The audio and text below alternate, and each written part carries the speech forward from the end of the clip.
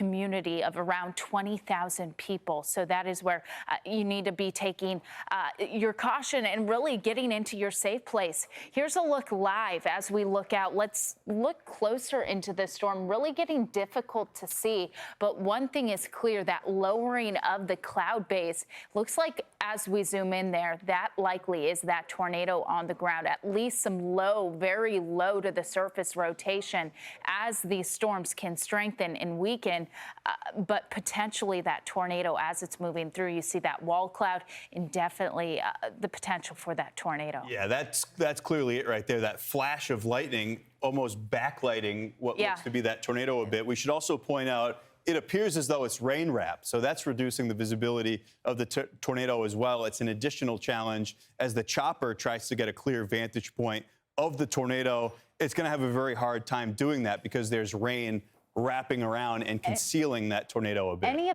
I'm Amy Freeze. Welcome to Fox Weather's YouTube page. We have more great videos on the way, so make sure to subscribe to stay updated on all things weather.